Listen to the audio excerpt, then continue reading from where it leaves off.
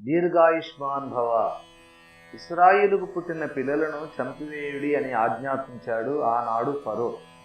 ఈనాటి ఫరో అయిన సాతాను కూడా అదే ఉద్దేశం కలిగి ఉన్నాడు. నా పిల్లలు బ్రతకాలి అని దేవుని వాంఛ.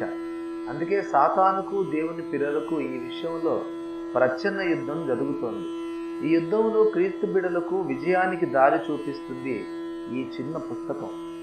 క్రీస్తునందున విశ్వాసికి చావైతే లాభమా, లేక ఈ భూమి మీద దేవుని కోసం బ్రతకడం లాభమా? విశ్వాసి ఏం కోరుకోవాలి, దేనికోసం ప్రార్థించాలి? చదవండి, మీకే తెలుస్తుంది. దీర్ఘాయుష్మాన్ భవ. అపోస్తలుడు డాక్టర్ అద్దంకి రంజిత్ ఓఫీర్. ప్రస్తావన: ఈ రోజుల్లో అనేక మంది విశ్వాసుల సాధారణ సంభాషణలో మరణాపేక్ష ఎక్కువగా వినిపిస్తోంది. అనేక మంది ప్రియులైన భక్తులు పిన్న వయస్సులోనే తనువు చాలించి వెళ్ళిపోతున్నారు.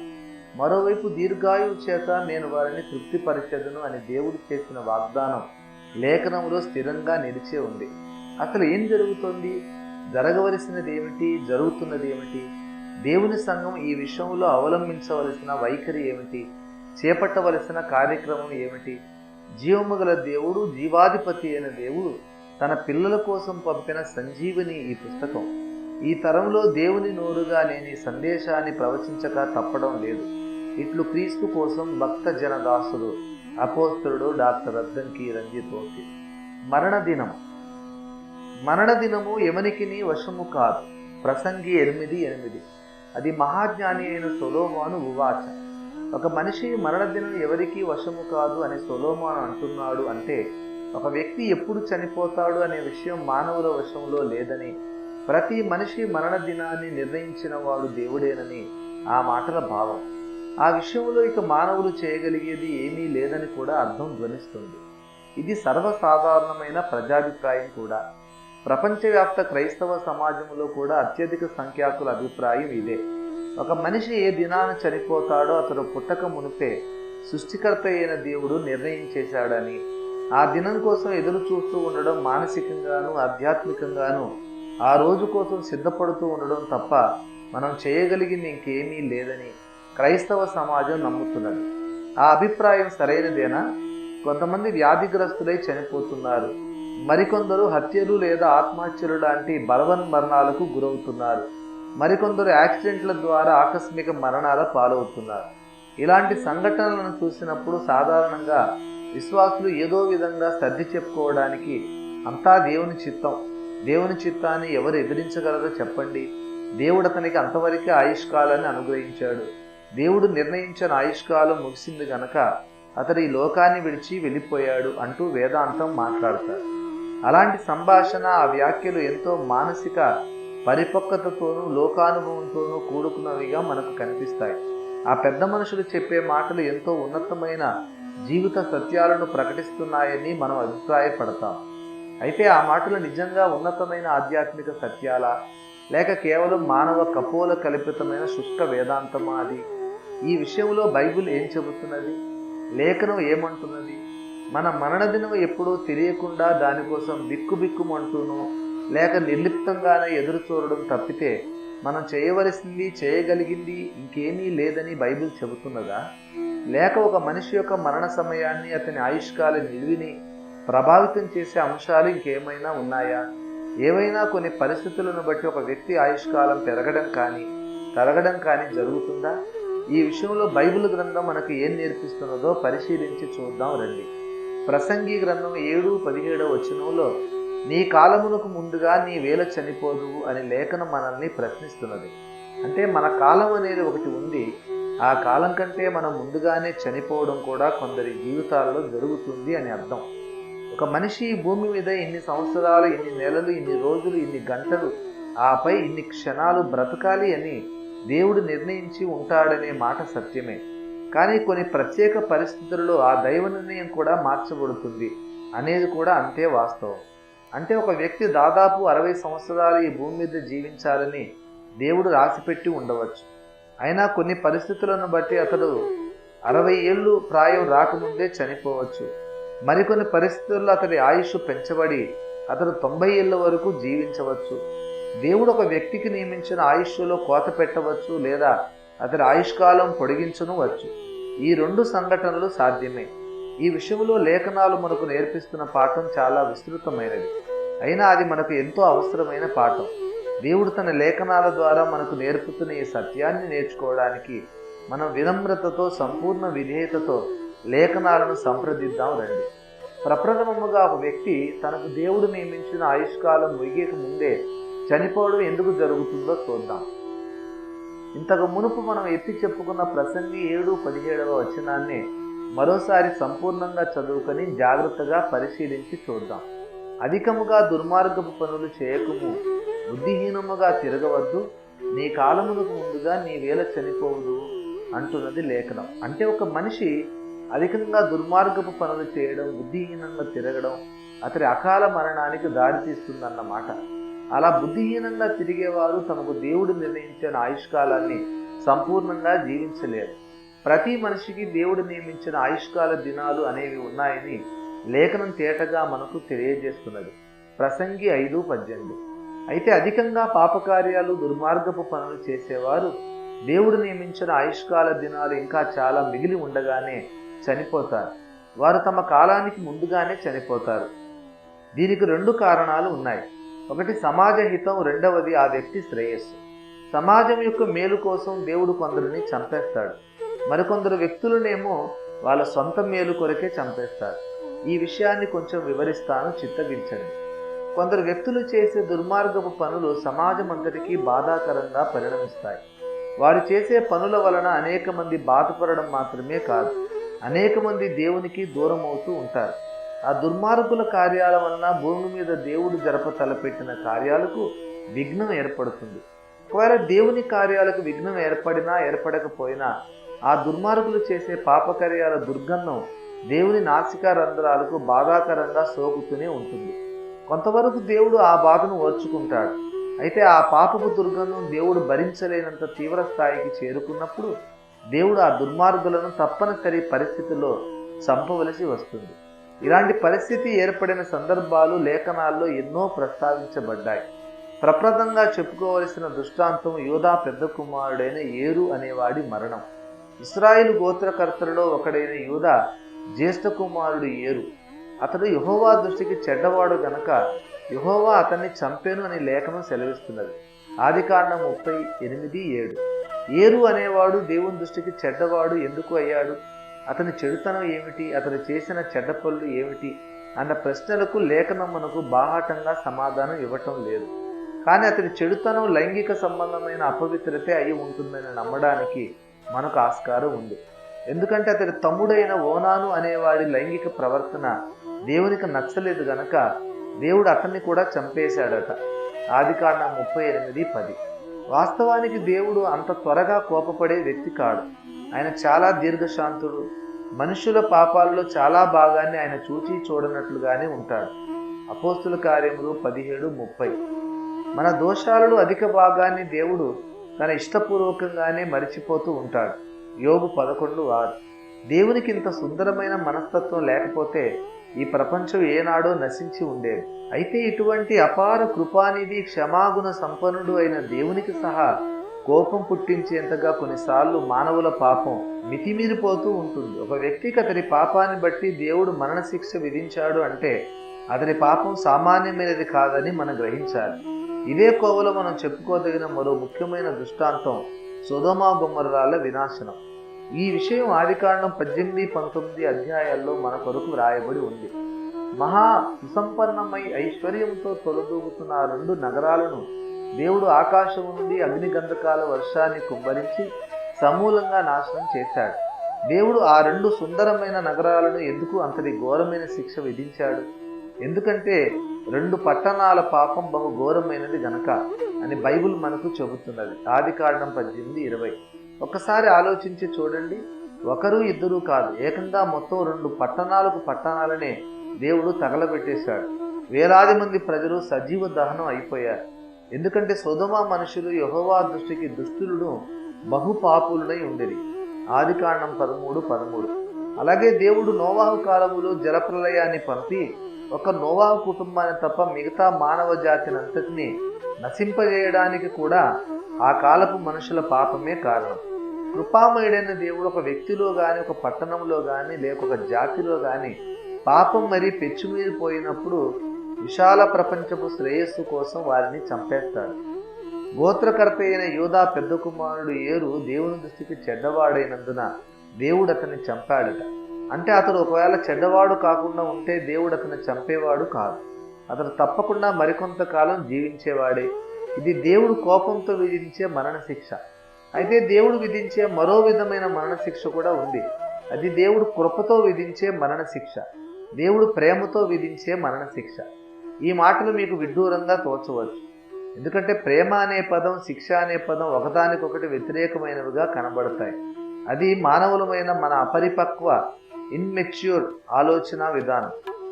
మనుషులమైన మనం ఎవరిని ప్రేమిస్తున్నామో వారిని శిక్షించలేము. అయితే దేవుడు తన శాశ్వతమైన ప్రేమతో తన పిల్లలను ప్రేమిస్తూ వారిని శిక్షిస్తూ ఉంటాడు.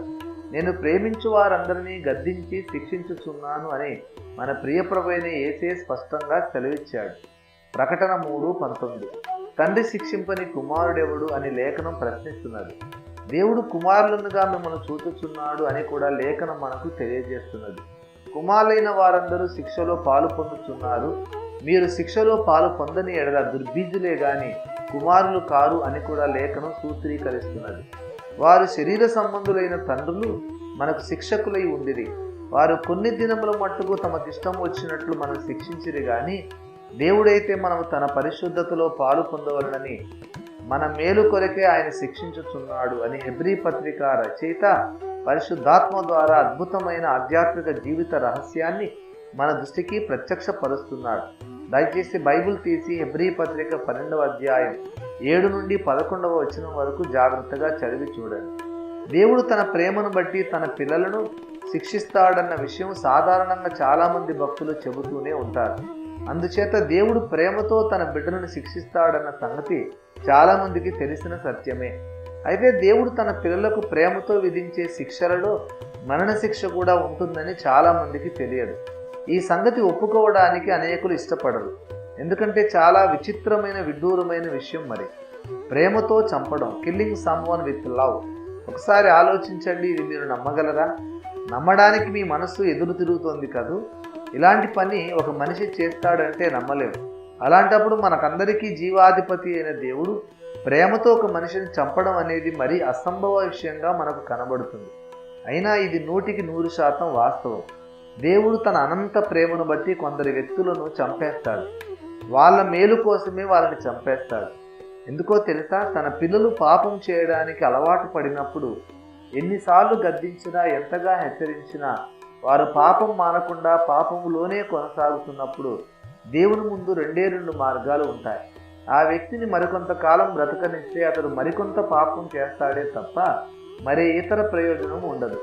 పైపెచ్చు అతడు రాను రాను మరణకరమైన పాపానికి కూడా పాల్పడవచ్చు. అదే గనక సంభవిస్తే అతడు తప్పకుండా నరకానికే వెళ్తాడు. అలా కాకుండా అతడిని ఈ లోకం నుండి తొలగిస్తే అతడు కనీసం ఇంకా అధికంగా పాపం చేయకుండానైనా ఉంటాడు. అతడు మరణిస్తే ఏ పాపము చేయలేడు కనుక మరణకరమైన పాపం కూడా అతడు చేయలేడు. కనుక అతడు చచ్చిపోతే కనీసం అతడు రక్షణనైనా కాపాడుకోగలుగుతాడు. ఈ భూలోకములు దీర్ఘాయుష్మంతుడై బ్రతికి తుదకు నరకాగ్నిలోనికి వెళ్ళటం కంటే అల్పాయుషుడుగా చనిపోయి నిత్యజీవాన్ని స్వతంత్రించుకోవడం మేలు కాదా? అందుకే దేవుడు ఆ బలహీన విశ్వాసిని చంపుతాడు, ప్రేమతోనే చంపుతాడు. అతడు నరకములోకి వెళ్లకుండా కాపాడేందుకే అతన్ని చంపుతాడు.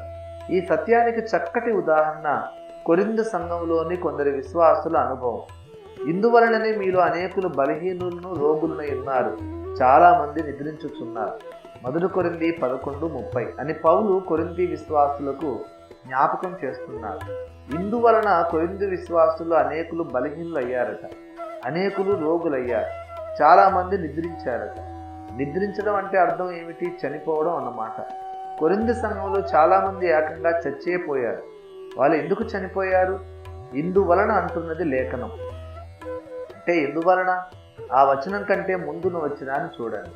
ప్రభు శరీరమని వివేచింపక తిని త్రాగువాడు తనకు శిక్షావిధి కలుగటకే తిని త్రాగుచున్నాడు. ఇందువలననే మీలో అనేకులు బలహీనులను, రోగులను. అది సంగతి. ప్రభు బలలో పాలు పొందేటప్పుడు విశ్వాసులు తాము తింటున్నది ప్రభు శరీరం అని వివేచించాలి.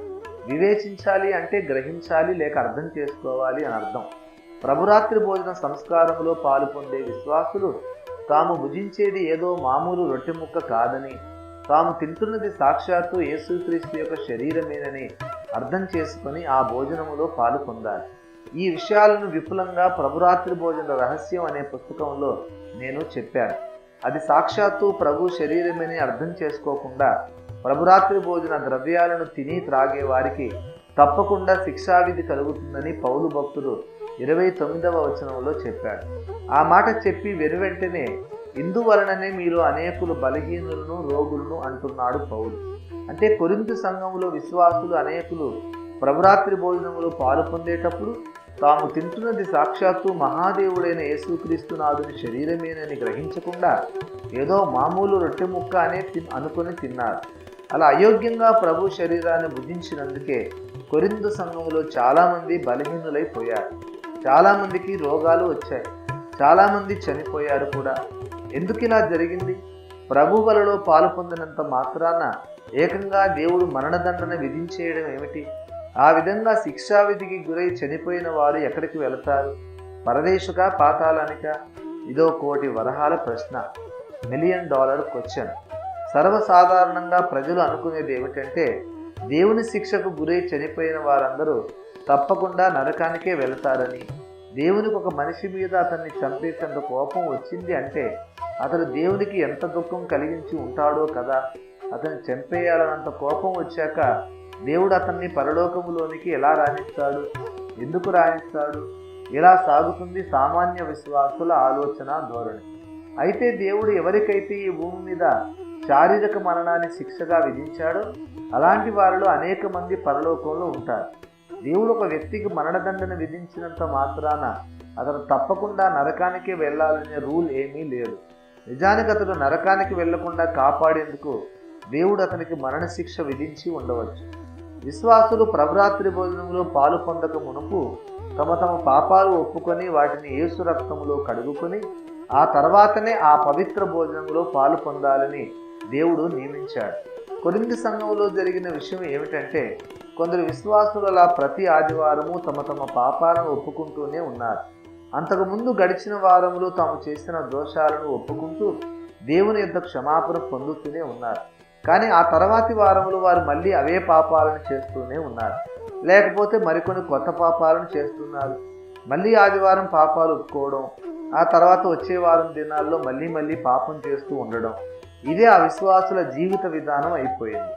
పాపం చేయడం ఒక వాడుకగా అలవాటు చేసుకున్న ఆ విశ్వాసులను పరిశుద్ధ జీవితంలోనికి నడిపించడానికి, వారు నడుస్తున్న దారి మంచిది కాదని వారికి తెలియచేయడానికి దేవుడు వారికి ఒక చిన్న శిక్షను విధించాడు.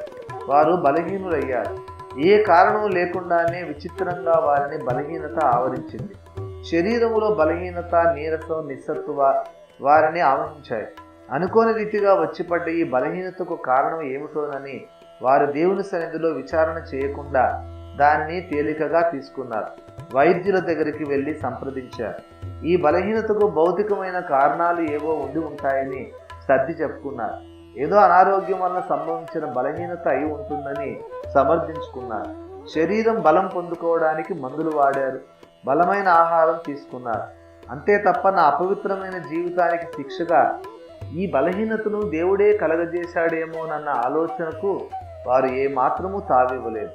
అడపాదడపా తెలిసి పాపం చేసే బ్రతుకును మాత్రం వారు యథాతథంగా కొనసాగించారు. తమ జీవితంలో అపవిత్రత ఎంత ప్రమాదకరమైనదో వారికి గ్రహింపు కలిగించడానికి దేవుడు వారి మీద విధించిన శిక్షను మరికాస్త తీవ్రతరం చేశారు. వారికి ఏదో ఒక అంతు చిక్కని వ్యాధి కలిగింది. ఆ వ్యాధి ఏమిటో, ఆ వ్యాధికి కారణం ఏమిటో ఏ వైద్యుడు కనుక్కోలేకపోయాడు. ఎన్ని మందులు వాడినా, వైద్యం కోసం ఎంత డబ్బు ఖర్చు చేసినా ప్రయోజనం లేకపోయింది. అయినప్పటికీ వారు తమ జీవితాన్ని పరిశీలించుకోకుండా, తమ నడవడికను దిద్దుకోకుండా తమ జీవితంలో పాపకార్యాలను రహస్యంగా కొనసాగిస్తూనే ఉన్నారు. పాపాలు ఒప్పుకోవడం, క్షమించు ప్రభువా అని ప్రార్థించడం, మళ్ళీ పాపం చేయడం వారికి అలవాటైపోయింది. ప్రతి వారము దేవుడు వారితో తన వాక్యం ద్వారా మాట్లాడి అనుగ్రహిస్తున్న హెచ్చరికలు వారిని ఏ మాత్రము మార్చలేకపోయాయి. వారు వినే ప్రసంగాలు, ఉపదేశాలు చెవిటి వారి ముందు శంఖం ఊదిన చందంగా తయారయ్యాయి. హృదయ రహస్యాలు ఎరిగిన దేవుడు, భవిష్యత్తును ఎరిగిన ఆ సర్వజ్ఞుడు ఆ ఘట్టంలో వారిని పరీక్షించి చూస్తాడు. ఇక భవిష్యత్తులో వారు ఎన్నటికీ పాపం చేయటం మానుకోరని దేవునికి నిశ్చితాభిప్రాయం ఏర్పడిందనుకోండి. అలాంటప్పుడు వారు ఇంకా అధికంగా పాపం చేసి భ్రష్టులైపోకుండా వారిని కాపాడటానికి దేవుడు వారిని చంపేయవలసి వస్తుంది. సరిగ్గా ఈ కారణాన్ని బట్టే కొరింథీ సంఘంలో అనేక మంది విశ్వాసులు చచ్చిపోయారు.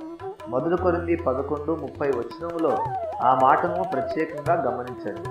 కొరింథీ సంఘంలో కొందరు కాదు, అనేకులు చనిపోయారు. అలా వారిని శారీరకంగా చంపడం ద్వారా దేవుడు వారికి ఆత్మీయంగా చాలా గొప్ప మేలు చేశాడు. వారిని శారీరకంగా చంపడం ద్వారా వారు ఆత్మీయంగా చచ్చిపోకుండా దేవుడు వారిని కాపాడాడు. శరీర మరణాన్ని వారికి విధించడం ద్వారా వారు రెండవ మరణం అగ్ని గంధకాల సరస్సులో పాలు పొందకుండా దేవుడు వారిని రక్షించాడు. ఆత్మీయ మరణాన్ని తప్పించడానికి దేవుడు ఒక వ్యక్తికి శరీర మరణాన్ని విధిస్తాడనేది నమ్మదగని విషయంగా మీ దృష్టికి తోచవచ్చు. అయితే ఇది నా ఊహాజనితమైన సిద్ధాంతం కాదు. దేవుడు ఈ విషయాన్ని తన లేఖనాల్లో స్పష్టంగానే వ్రాయించాడు.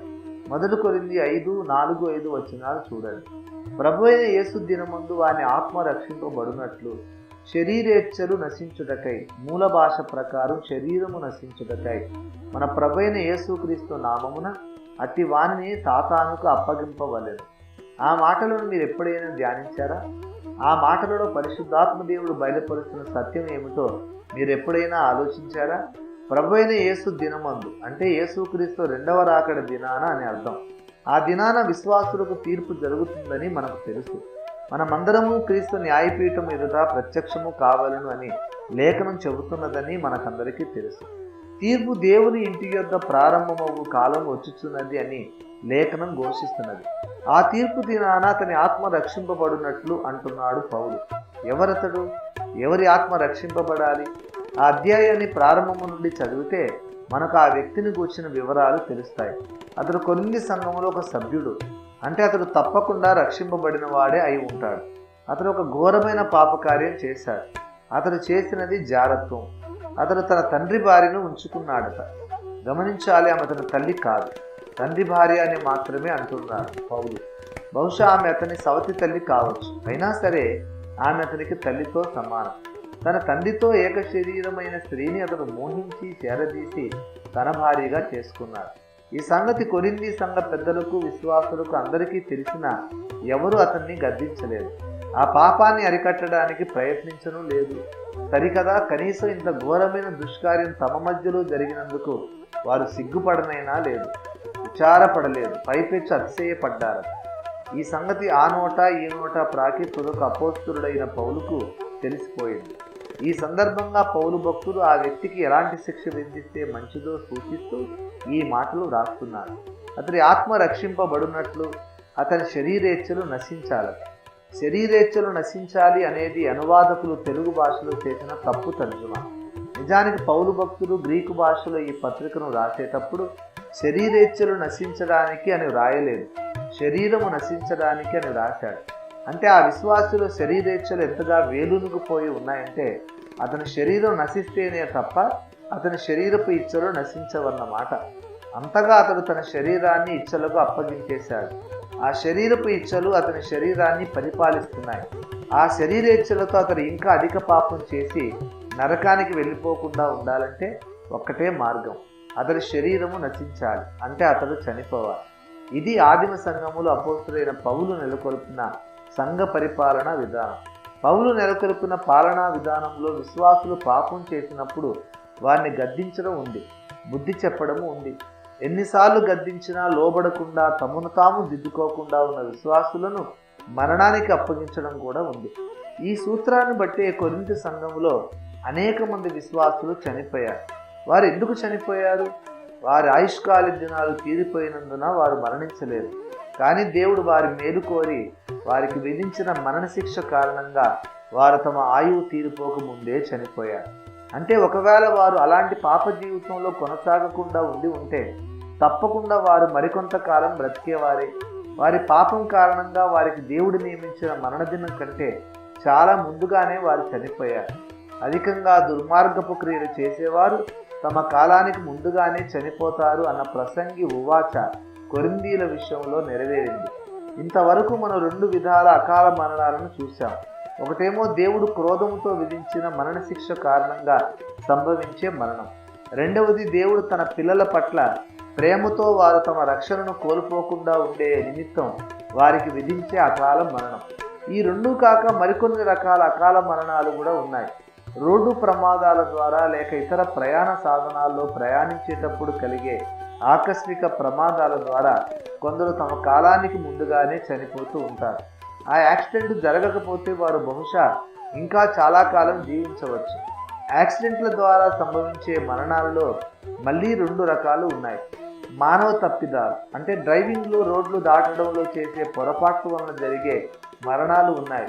మరికొన్నిసార్లు మరొకరెవరో చేసే పొరపాట్ల వలన అమాయకులు చచ్చిపోవడం కూడా జరుగుతూ ఉంటుంది. ఆ మరణానికి ఆ చచ్చిపోయిన వారు ఏ విధంగానూ బాధ్యులు కాదు. అయినా వారు ఒక నిండు జీవితాన్ని కోల్పోతారు. అలాంటప్పుడు మనం మరో ముఖ్యమైన విషయాన్ని పరిగణలోనికి తీసుకోవాలి. కారణం ఏదైనా, కారకులు ఎవరైనా దేవుడు అనుమతించినదే ఎవరి మరణము జరగదు. అయితే ఈ విషయంలో దేవుని నిర్ణీత చిత్తం పనిచేయడం లేదు. దేవుని అనుమతించే చిత్తం పనిచేస్తున్నది. Those accidental deaths are not according to the God's determinative will, but according to God's permissive will. మనుషులు తాము వ్యక్తిగతంగా బాధ్యులు కాకపోయినా చనిపోవడం యుద్ధ సమయాల్లో, ప్రకృతి విలయాల సమయాల్లో కూడా జరుగుతుంది. ఎవరో యుద్ధానుమాది ఒక బాంబు వేస్తే వేలాది మంది అమాయకులు చచ్చిపోతారు. అది దేవుని పర్మిసివ్ విల్, అనుమతించు చిత్తమే. ఎవరైనా దుర్మార్గుల చేత హత్య కావించబడినప్పుడు దేవుడు అతనికి అంతే ఆయుష్కాలాన్ని నియమించాడు అని మనం భావించకూడదు. దేవుడు అతనికి నియమించిన ఆయుష్కాలం నిజంగా ఆ రోజుతోనే ముగిసిపోతుంటే అతనిని చంపినవాడు తప్పు చేసినట్లు కాదు కదా. ఆ రోజు అతడు చనిపోవాలని దేవుడు నియమిస్తే అతన్ని చంపినవాడు దేవుని చిత్తాన్ని నెరవేర్చినట్లే అవుతుంది కదా. వాస్తవానికి అది ఆ వ్యక్తి చనిపోవలసిన దినం కాదు. అతను మరికొంతకాలం జీవించి ఉండడం దేవుని చిత్తం. అతడిని మరికొంతకాలం బ్రతికించాలని దేవుడు అనుకున్నాడు. అతని ద్వారా భూమి మీద మరికొన్ని పనులు జరిగించుకోవడం దేవుని చిత్తం. అతన్ని చంపడం ద్వారా దేవుని ప్రణాళికకు అవరోధం ఏర్పడినది. దేవుని సంకల్పం ఆటంకపరచబడింది. కనుకనే నరహత్య అనేది ఘోరమైన పాపం. జరిగే ప్రతి మరణం దేవుని చిత్త ప్రకారమైనట్లయితే ఇక నరహత్య అనేది కూడా పవిత్ర కార్యమే అవుతుంది. దేవుని నిర్ణయ ప్రకారమైన కార్యం పాపం ఎలా అవుతుంది?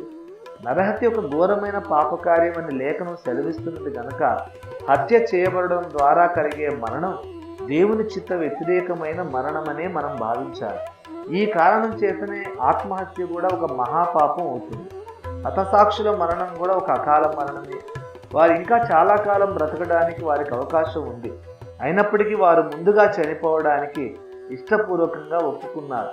వారు సువార్త ప్రకటింపకుండా ఉంటే వారు మరికొంతకాలం జీవించి ఉండే అవకాశం ఉంది.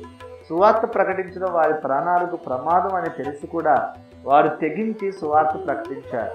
అలా తెగించకుండా పెరికి పందరై సువార్త ప్రకటనను మానుకుంటే వారు ఇంకా చాలా కాలం బ్రతుకుతారు. అయినా సువార్త ప్రకటనను తమ ప్రాణాల కంటే విలువైనదిగా, ప్రియమైనదిగా వారు ఎంచుకున్నారు.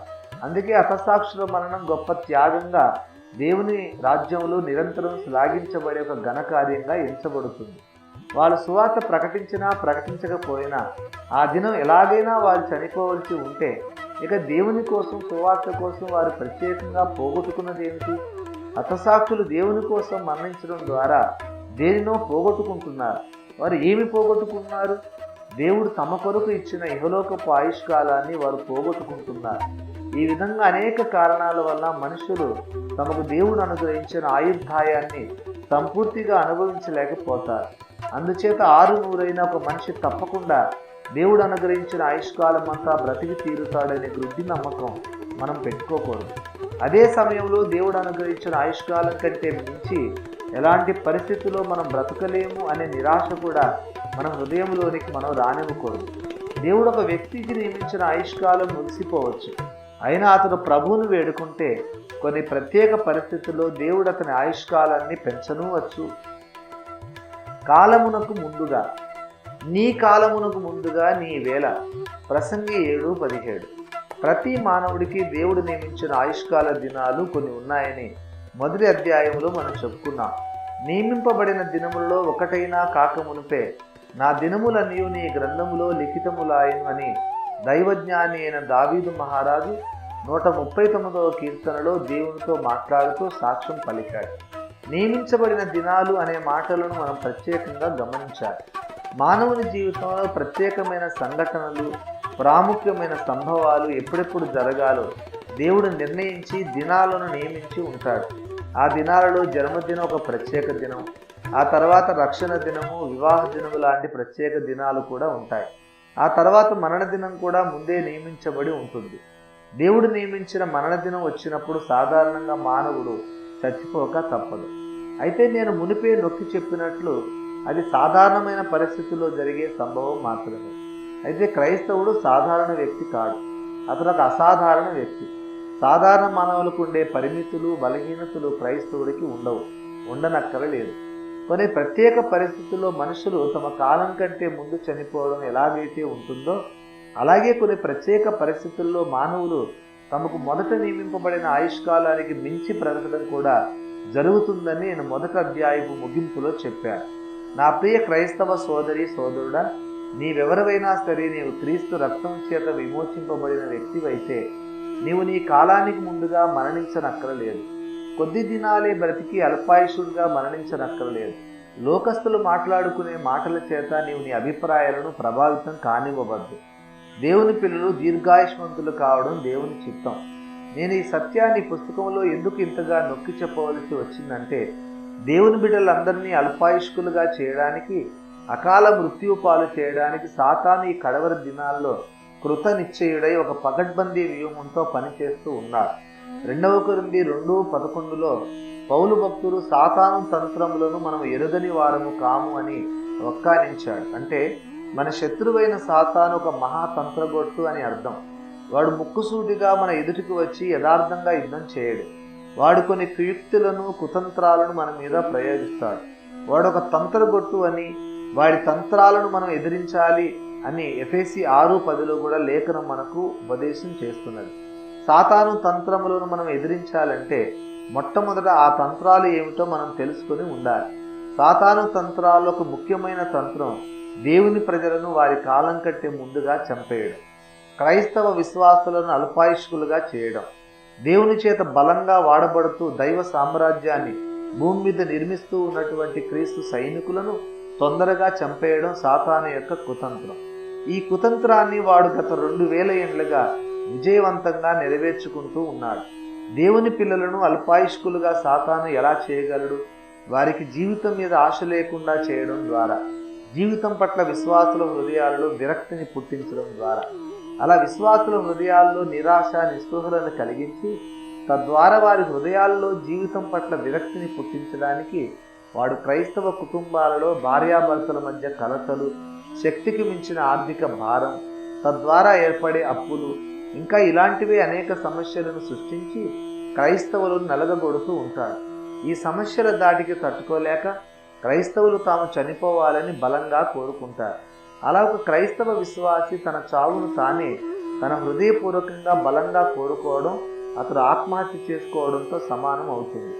కారణం ఏమిటంటే దేవుడు తన పిల్లల హృదయాల్లోని బలమైన కోరికలను నెరవేరుస్తానని వాగ్దానం చేశాడు. ఆయన నీ హృదయ వాంఛలను తీర్చును అని లేఖనం ఘోషిస్తున్నది. కీర్తన 37:4. లేఖనం నిరర్ధకము ఎన్నటికీ కాదు కదా. అందుచేత తప్పకుండా దేవుడు తన బిడ్డల హృదయాలోచనలను నెరవేరుస్తాడు. వారు బలంగా మరణాన్ని కోరుకుంటే దేవుడు తప్పకుండా వారికి మరణాన్ని అనుగ్రహించవలసి వస్తుంది. ఈ విషయం సాతానుకు బాగా తెలుసు. కనుకనే వాడు దేవుని బిడ్డల హృదయాలలో మరణాపేక్షను పుట్టిస్తున్నాడు. సంసోను తన శక్తి రహస్యాన్ని దెలీలాకు ఎందుకు చెప్పేశాడు?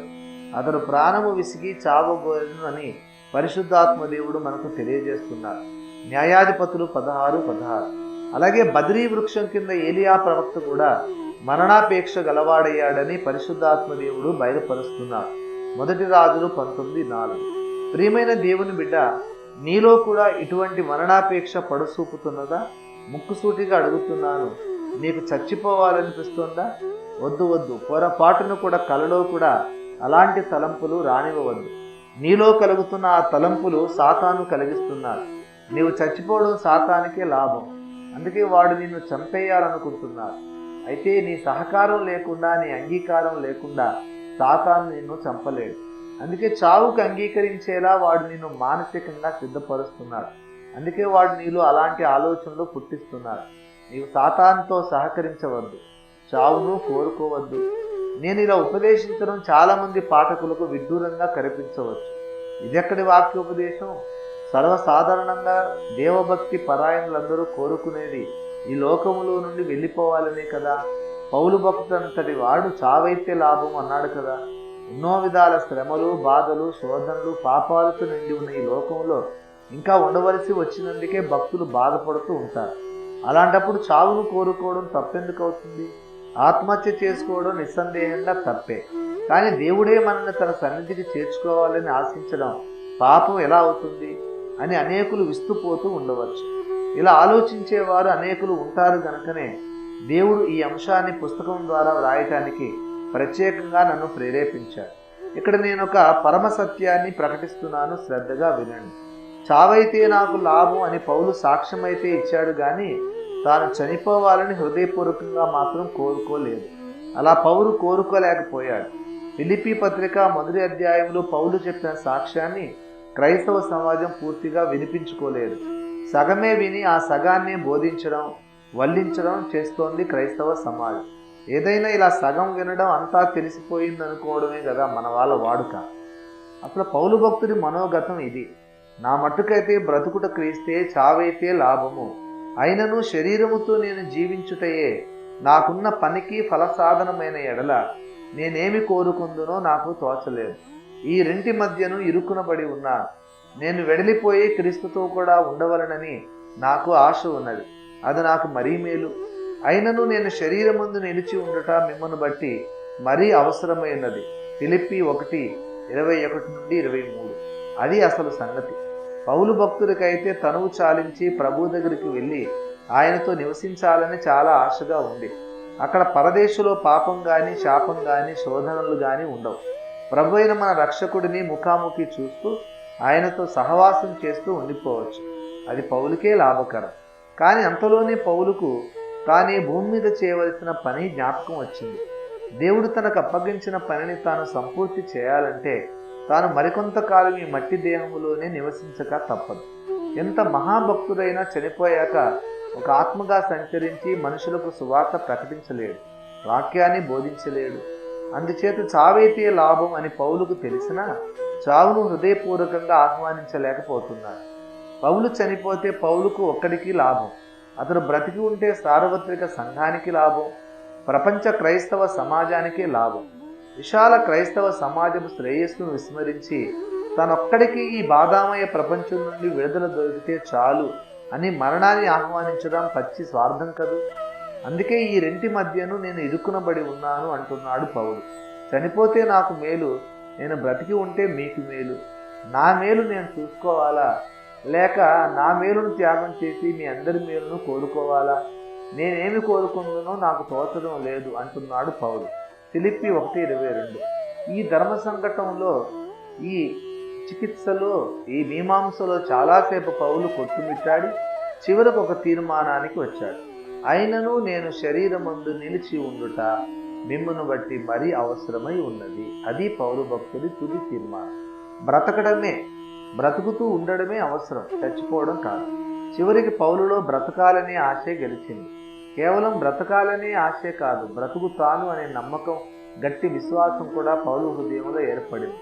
ఇట్టి నమ్మకం కలిగి అంటున్నాడా భక్తుడు. అందుచేత నా ప్రియ క్రైస్తవ సోదరి సోదరులారా, మనలో ఉండవలసిన మరణాపేక్ష కాదు, జీవన వాంఛ. మనం బ్రతకాలి, దేవుని కోసం బ్రతకాలి. తన సొంత రక్తాన్ని దారిపోసి మనల్ని కొన్న మన ప్రాణప్రియుని కోసం బ్రతకాలి. మన జీవితాలతో ఆయనను మహిమపరచాలి.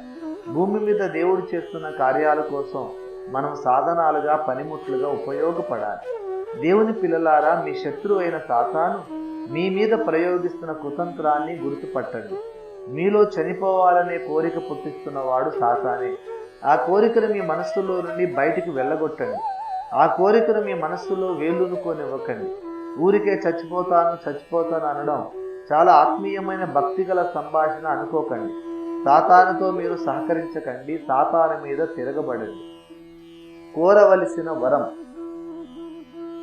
ఆయుష్షు నిమ్మని అతడు నిన్ను వరం అడుగగా నీవు దానిని అతనికి అనుగ్రహించి ఉన్నావు. కీర్తన 21:4. దేవుని బిడ్డల మనస్సుల్లో కలిగే మరణాపేక్ష దేవుడు పుట్టిస్తున్నది కాదని, అది సాతాను ద్వారా కలుగుతున్న వాంఛ గనక దేవుని బిడ్డలు దాన్ని వ్యతిరేకించి ఎదిరించి జయించాలని మనం చెప్పుకున్నాం.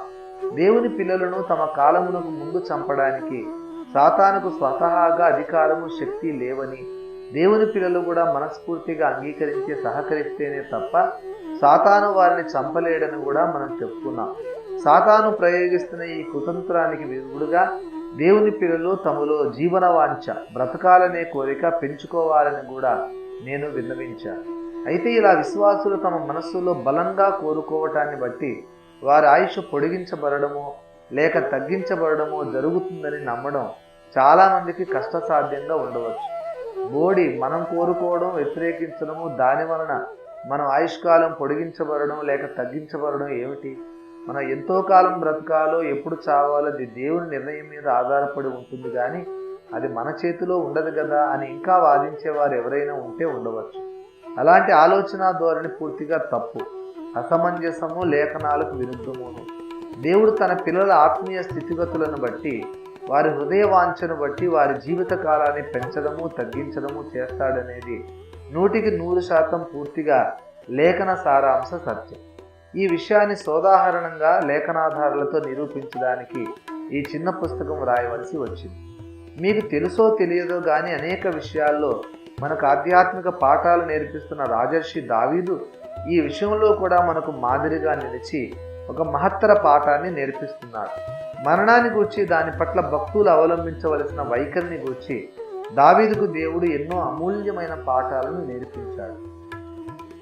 ఆ పాఠాలను దావీదు తన జీవితంలో ఆయా దశలలో ఎలా నేర్చుకున్నాడో అతడు రచించిన కీర్తనను పరిశీలనాత్మకంగా చదివితే మనం గ్రహించగలం. మరణాన్ని గురించి దావీదు భక్తుని హృదయంలో అతని జీవితారంభం నుండి అంతం దాకా ఒకే అభిప్రాయం లేదు. అతని అభిప్రాయాలు నానాటికి మార్పు చెందుతూ వచ్చింది.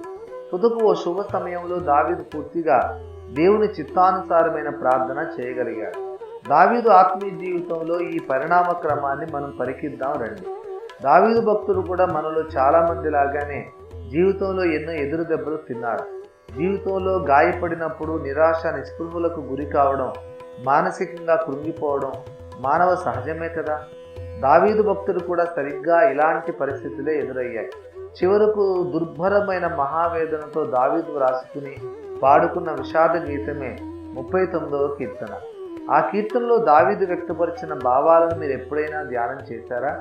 ఆ గేయంలో ప్రతిబింబించే దావీదు హృదయాన్ని చూస్తే మానవత్వం ఉన్న వాళ్ళెవరికైనా మనస్సు కరిగి కన్నీరై ప్రవహించక మానదు. నా మార్గాలను నేను చాలా జాగ్రత్తగా చూసుకుంటాను, నా నాలుకతో కూడా పాపం చేయకుండా జాగ్రత్త పడతాను. భక్తిహీనులు నా ఎదుట ఉన్నప్పుడు నేను క్షేమాన్ని గురించి కూడా మాట్లాడకుండా మౌనం దాల్చాను. నేను ఇంత జాగ్రత్తగా నా పరిశుద్ధత కాపాడుకున్నప్పటికీ నా హృదయంలో విచారం అంతకంతకు ఎక్కువైపోయింది. నా గుండె నాలో మండుతూ ఉంది. అప్పుడు నేను నోరారా ఈ ప్రార్థన చేశాను, దేవా, నా అంతం ఎట్లుండున్నదో, నా దినముల ప్రమాణము, నా ఆయుష్కాలపు నిడివి ఎంతో నాకు తెలియజేయి. నా ఆయువు ఎంత అల్పమైనదో నేను తెలుసుకోవాలనుకుంటున్నాను.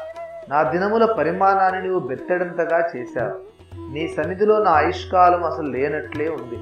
ఎంత స్థిరుడైనా నీ సన్నిధిలో ప్రతి మనిషి ఒట్టి ఊపిరిలాగానే ఉన్నారు. ఆ మాటల్లో ఎంత నిరాశ ఉందో చూడండి. తన ద్వారా తప్పు జరగకూడదని ఆ భక్తుడు ఎంతగానో జాగ్రత్త పడ్డాడు. చివరికి తన నోటి మాటల్లో కూడా చాలా జాగ్రత్తగా వ్యవహరించాడు. అయినా అతనికి పరిస్థితులన్నీ ప్రతికూలించాయి. తాను చేసిన ఏ తప్పు కోసం దేవుడు తనను దండిస్తున్నాడో తెలియని పరిస్థితి. తన ద్వారా తప్పు ఎక్కడ జరిగిందో, దేవునికి తన మీద ఎందుకు ఇంత కోపం వచ్చిందో దావీదుకి అర్థం కాలేదు. అలాంటి పరిస్థితిలో దావీదు ఇక తాను చనిపోక తప్పదు అనే నిర్ణయానికి వచ్చేశాడు. దేవా, నేను ఎలాగూ చచ్చిపోక తప్పదని నాకు అర్థమైపోయింది. అయితే నేను ఎప్పుడు చనిపోతానో, ఎలా చనిపోతానో, నా అంతము ఎలా ఉంటుందో నాకు తెలియజేయి అని దావీదు ప్రార్థిస్తూ ఉన్నాడు. అంతటి నిరాశ, నిస్పృహలతో ప్రార్థించిన దావీదు భక్తుడే 37వ కీర్తనలో నేను ఇప్పుడు ముసలివాడనై ఉన్నాను అని సాక్ష్యం పలుకుతున్నాడు. 25వ మాట ఒక్కసారి ఆలోచించండి. నేను చచ్చిపోతాను అని దావీదు అనుకున్న సమయంలో అతను నిజంగా చనిపోయి ఉంటే 37వ కీర్తనలో నేను ఇప్పుడు ముసలివాడనై ఉన్నాను అని చెప్పడానికి దావీదు అసలు భూమి మీద ఉండేవాడు కాదు కదా. కీర్తనల గ్రంథంలోని కీర్తనలు దావీదు ఏ వరుసలో వ్రాశాడో అదే వరుసలో అమర్చబడలేదు. దావీదు వృద్ధాప్యం రాసిన కీర్తనలు మొదట, అతను యవ్వనములోను నడి వయసులోను రాసిన కీర్తనలు ఆ తర్వాత అమర్చబడ్డాయి. అందుకే దావీదు ముసలితనంలో వ్రాసిన కీర్తన 37వదిగాను, నడి వయసులో వ్రాసిన కీర్తన 39వ కీర్తనగాను బైబిల్లో అమర్చబడ్డాయి. ఆ సంగతి ఎలా ఉన్నా మధ్యలో పిడకల వేటను పక్కన పెట్టి అసలు విషయం మీద మన దృష్టిని సారిద్దాం. దావీదు భక్తుడు తాను తప్పకుండా చనిపోతానని అనుకున్న సమయంలో అతను చనిపోనే లేదన్న విషయం బట్టబయలుగా కనిపిస్తూనే ఉంది. ఇంతకు అంత దుర్భర వేదనలోనూ దావీదు ఎలా బ్రతికి బట్టకట్టాడంటారు. ఈ విషయం చాలా ఆశ్చర్యకరమైనది, ఆసక్తికరమైనదిను. దావీదును బ్రతికించడానికి పరిశుద్ధాత్మ దేవుడు అతని హృదయంలో బహు చాకచక్యంగా కార్యం జరిగించాడు. మొట్టమొదట దావీదుకు బ్రతుకు మీద ఆశ కలిగింది. నేను చనిపోకూడదు, ఎలాగైనా నేను బ్రతకాలి అనే కోరిక కలిగింది. అందుచేత దావీదు ఇలా ప్రార్థన చేశాడు, నా దేవా, నా దినముల మధ్యను నన్ను కొంచుకోకుము. కీర్తన 102:24. అలా ప్రార్థన చేయడమే దావీదు జీవితంలో ఒక ముఖ్యమైన మలుపు అయింది. మరి కాస్త ప్రయత్నిస్తే, మరి కాస్త ప్రార్థిస్తే తాను బ్రతకగలడు అనే ఆశ అతడిలో పుట్టింది. ఆ పిమ్మటిక దావీదు వెనక్కి తిరిగి చూసుకోలేదు. కొన్ని రోజుల పాటు ఒక ప్రత్యేకమైన ప్రార్థనా సమయాన్ని దావీదు ఏర్పాటు చేసుకున్నాడు. ఆ సమయంలో దేవునికి సమీపంగా ఉండడానికి అతడు తను తాను ప్రతిష్ఠించుకున్నాడు. ఆ ప్రత్యేకమైన బహుశా ఉపవాస ప్రార్థనా దినాలలో దావీదు దేవుని ఒక వరం ఇమ్మని అడిగాడు. ఈ విషయం మనకు 21వ కీర్తనలో బయలుపరచబడుతున్నది, గమనించండి. ఆయుష్ నిమ్మని అతడు నేను వరం అడగగా నీవు దానిని అతనికి అనుగ్రహించి ఉన్నావు. 4వ వచనం. ఆ వచనంలో దేవుని వద్ద వరాన్ని అడిగి పొందిన వ్యక్తి ఎవరు? ఆ వ్యక్తి ఎవరో కాదు, నిస్సందేహంగా దావీదు మహారాజే. ఎందుకంటే యెహోవా రాజుని బలమును బట్టి సంతోషించుతున్నాడు అంటూ దావీదు ఆ కీర్తనను ప్రారంభించాడు. దావీదు ఎరిగిన ఆ రాజు ఎవరు? దావీదు కంటే ముందు ఇశ్రాయేలును పరిపాలించిన రాజు బెన్యామీనుడైన కీషు కుమారుడైన సౌలు. యెహోవా బలాన్ని బట్టి సంతోషించే రాజు సౌలు రాజై ఉంటాడా? కానే కాదని మనకు తెలుసు. సౌలు గాక దావీదు వ్యక్తిగతంగా ఎదిగిన ఇశ్రాయేలు రాజు ఇంకెవరూ లేరు. అందుచేత 21వ కీర్తనలో దావీదు తన సొంత సాక్ష్యాన్ని తానే అన్యాపదేశంగా, ఇండైరెక్ట్గా చెబుతున్నాడని మనం గుర్తించాలి. క్రీస్తునందున ఒక మనుష్యుని నేను ఎరుగుదును అంటూ ప్రారంభించి పౌలు భక్తుడు 2 కొరింథీ 12వ అధ్యాయంలో తన సొంత సాక్ష్యాన్ని చెప్పినట్లు 21వ కీర్తనలో కూడా దావీదు ఒకానొక రాజుకు ఈ అనుభవాలు కలిగాయి అంటూ తన సొంత సాక్ష్యం చెబుతున్నాడు. ఆ కీర్తనలో దేవుడు తనకు అనుగ్రహించిన అనేక ఆశీర్వాదాలు జ్ఞప్తికి తెచ్చుకుంటూ దావీదు ప్రహర్షిస్తూ దేవుని స్తుతిస్తూ ఉన్నాడు. దావీదు దేవుని దగ్గర అపురూపముగా అడిగి పొందిన వరాలలో ఒకటి ఆయుష్ అట.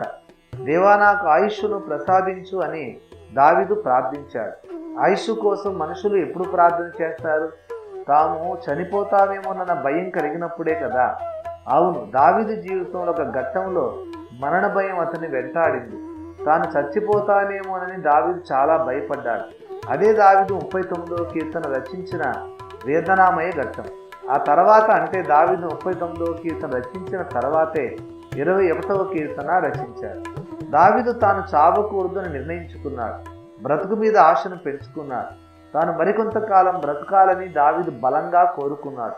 కోరుకోవడం మాత్రమే కాదు, జీవాధిపతి అయిన దేవుని సన్నిధిలో మోకరించి మొరపెట్టుకున్నాడు. దేవుడు తన దాసుని విన్నపాన్ని తులసివేయలేదు. దేవుడు దావీదు ప్రార్థనను అంగీకరించాడు. దేవుడు దావీదుకు మరికొంత ఆయుష్కాలాన్ని ప్రసాదించాడు.